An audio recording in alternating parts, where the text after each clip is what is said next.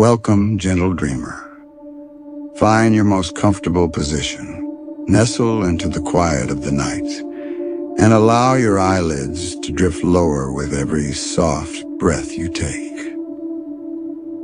As the modern world fades, our storyboat slips back in time, gliding silently along the moonlit River Nile. Tonight we'll discover what it felt like to be a child in ancient Egypt, a world of warm clay walls, papyrus boats, and sunlight that smelled of sweet straw and lotus. There is no rush here. Each image will hang in the air like gentle incense, carrying you deeper toward rest. Let the calm current guide you. And if sleep arrives early, that is perfectly fine. The river will keep flowing softly until the last word drifts away on a sigh. Long before the rooster feels the need to announce the dawn, the desert night has already cooled the baked brick walls of every little village along the Nile. Stars lose their brilliance so gradually that no one notices. Only the hush of night birds yields imperceptibly to the faintest rustle of reed leaves. In this hush we meet little Merritt, just 8 summers old, still curled beneath a linen sheet thin as a whisper. Her home is a square of honey-colored mud brick, its roof a simple lattice of palm logs and river reed mats. A clay oil lamp, guttered out hours ago, keeps the lingering scent of cedar in the room. As the first grain of daylight brushes the horizon, a soft violet gray filters through the single sash of the shutters, painting gentle stripes across the packing earthen floor. Outside, the Nile lies broad and motherly, reflecting dawn in muted rose gold. Even before Merritt's eyelids flutter open, she half feels the subtle rhythms the river shares, the quiet creak of moored skiffs, the papery flit of ibis wings, and the lap, lap, lap where water kisses clay.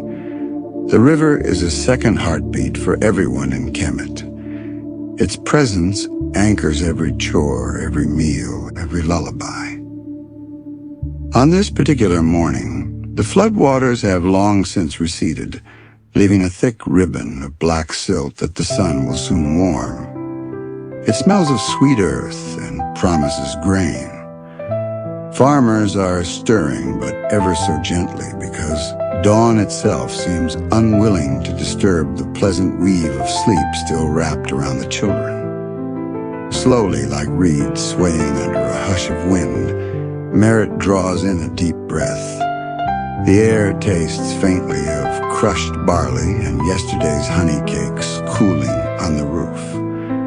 One bare foot slips out from under the sheet, testing the cool floor. She stretches her arms in a soft arch, fingers describing small circles, a childhood habit meant to greet the goddess Taweret, protector of households and little ones. Her mother, Nabet, a weaver of flax whose laughter can brighten any courtyard, appears in the doorway, sandals hushed. She carries a shallow wooden bowl of water fragrant with lotus petals. Bathing before sunrise is seen as both cleansing and prayer. Without speaking, she lifts the bowl so morning's first light dapples across the ripples, and Merritt cups her hands, feeling cool liquid kiss her palms before it dribbles into a waiting clay jar beneath. Through the thin partition of woven reed that divides sleeping space from cooking nook, Merritt hears her father, Horameh, humming an old fisherman's tune while sharpening a bronze knife against a sandstone whet. The rhythm is unhurried. Each scrape is followed by a breath, as though father and blade both remember that patience keeps fingers safe. Grandmother Tia, who insists she once played knucklebones with the young pharaoh himself, is already coaxing embers back to life beneath an alabaster pot. The scent of roasting carob drifts in slow curls. Soon it will sweeten the porridge of emmer wheat that will warm everyone's stomach. Merritt slips into a knee-length linen shift, soft-spun but plain, knotted at one shoulder.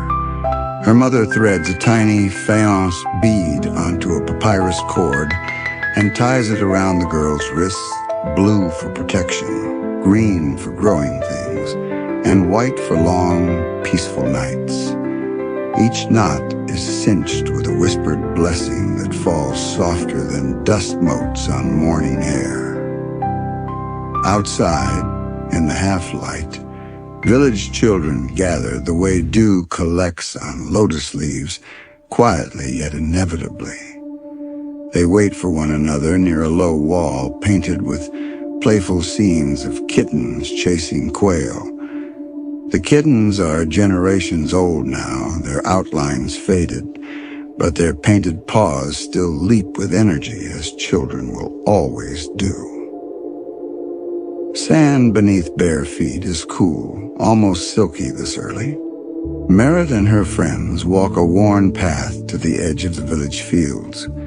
It is a sacred procession of sorts, though none would name it so. They are simply on an errand to fetch fresh water while their parents prepare breakfast. Each child bears a small pottery jar light enough to carry but sturdy enough not to crack if set down too abruptly. Reaching the riverbank, they find it quietly awake.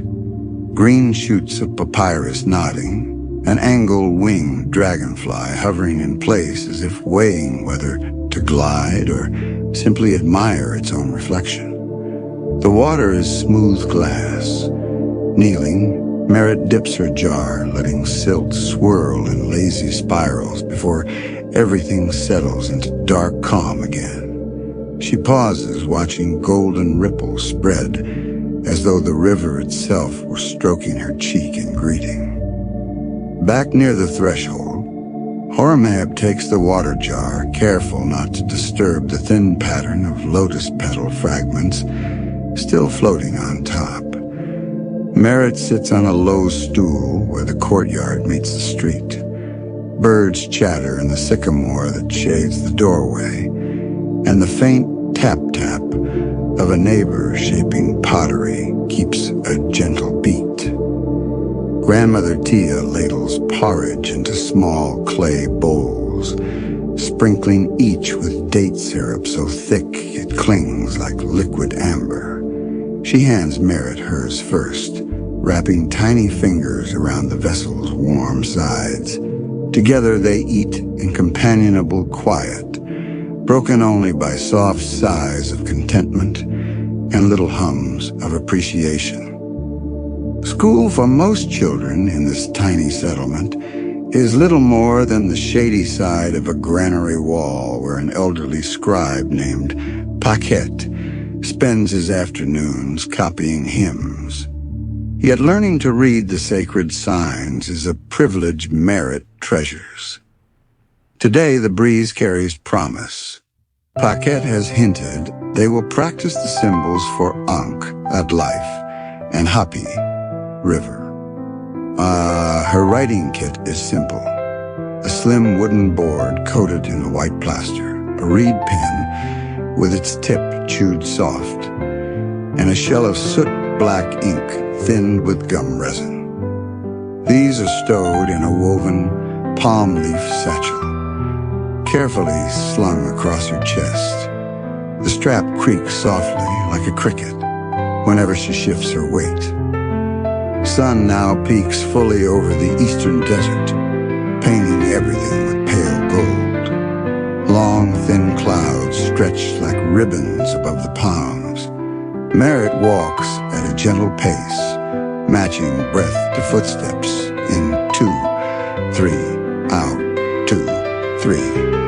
The rhythm mimics the sigh of the Nile, soothing heart and mind.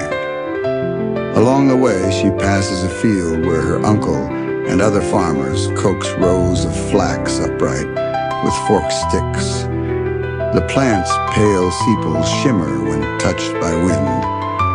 Uncle raises a hand in silent greeting. No need to call out, for words might disperse the calm like a sudden splash. Paquette sits cross-legged on a folded mat, back straight as a papyrus stalk. His beard is snow white, yet his eyes shine the deep brown of wet soil after rain. He nods for the children to sit, then unfolds a narrow strip of papyrus, edges fluttering like moth wings. Every stroke he makes with his pen is deliberate as the hush in which it is offered. When he paints the loop and cross of Ankh, he murmurs, "To hold this symbol is to carry life in your pocket." Little Merritt copies it slowly on her plasterboard, exhaling with each line. Around her, no voice rises louder than a murmur. Even the sparrows seem to chirp in gentle diminuendo. Mid-lesson, Paquette lets the class rest. They gather beneath a wide sycamore where ribbons of shade dapple their arms. Merritt leans against the trunk, closing her eyes, listening to leaves rustle overhead like quiet rain. She thinks of the stories grandmother tells of protective spirits dwelling in great trees, offering cool shade the way gods offer kindness. When the breeze slows, she opens her eyes again and traces patterns in dust with her toe.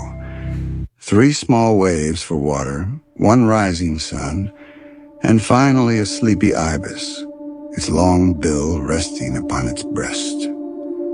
Lessons end just as sun reaches its noonday loft. While adults rest indoors to escape heat, children gather in a courtyard for play. Yet even play is gentle. Heavy laughter might wake babies napping behind thin walls. So they invent quiet games, tossing small clay balls into concentric circles drawn on sand, or playing Senate on a board scratched into stone, moving carved knuckle bones as tokens. Merritt's favorite pastime is hiding voices. One child hums a low note behind cupped hands while others guess whose breath carries the tune. The hum travels like a warm secret. When it is Merritt's turn, her song is a hush so soft, even the dragonfly must hover nearer to hear. By early afternoon, the desert sun roars outside like a distant lion, but inside Merritt's home, adobe walls keep the temperature comfortable. Nabet fans the room with a woven frond while Horemheb pours cool water over a porous jug, letting evaporation chill the contents. A platter of figs, cucumber slices, and goat cheese fills the table with gentle sweetness. No one talks much during the meal. Voices would feel abrupt amid the wavelets of midday heat. Instead, there are contented nods and soft hums of appreciation. After eating, each family member settles onto a mat for a half hour of sacred, quiet rest. That is not quite sleep, but feels like floating on a lazy reed raft. The courtyard, usually alive with steps and chores, melts into stillness, punctuated only by the hush of wings overhead. When the sun edges downward again, Nabet demonstrates hand-spinning flax fiber to Merritt, teaching how the drop spindle must rotate smooth as the full moon, never jerking. The whirl spins, fibers twist, thread forms. Watching the spindle becomes hypnotic. Each spiral pulls thoughts inward, anchoring the mind in the present, like a slow tide tightening sand. Meanwhile, Horemheb carves a small wooden toy boat for his daughter. Each plane of wood yields under his bronze chisel with a soft tisk, like tiny drum beats, swallowed by open air. The scent of fresh shavings mingles with distant incense from the temple key. Dusk arrives in brushed lavenders and powdered coral. The Nile mirrors the sky so perfectly one cannot tell where water ends and heaven begins. Villagers gather at the riverbank for evening offerings, nothing grand, only bits of bread, a sprinkle of beer, or a single lotus laid gently on the flowing surface. Even laughter here is muffled to preserve reverence. Merritt kneels holding her new toy boat. With a breath, she sets it on the water, nudging it forward. The vessel drifts toward the reflected horizon, carrying her quiet wish. May tomorrow be as gentle as today. The current accepts it with a sigh, guiding craft and wish alike into the velvet hush. Night settles quickly. Oil lamps flicker, sending soft, warm halos against walls. Grandmother Tia sings a lullaby older than papyrus, her voice a quilt of low notes, stitched with spaces of silence. Sleep, little lotus, fold your petals tight, till Ra lifts gold eyelids and births the light. As verses slow and soften, Merritt's head begins to nod. She lies on her mat beneath the open roof hatch, where a slice of night sky shows constellations familiar yet forever mysterious. She names them in her thoughts, the falcon, the reed fence, the plow, until names blur, images melt, and breaths lengthen. Her last waking sensation is the faint coolness of night breeze kissing her cheeks, and the very distant lap of Nile water always there, always gently cradling dreams.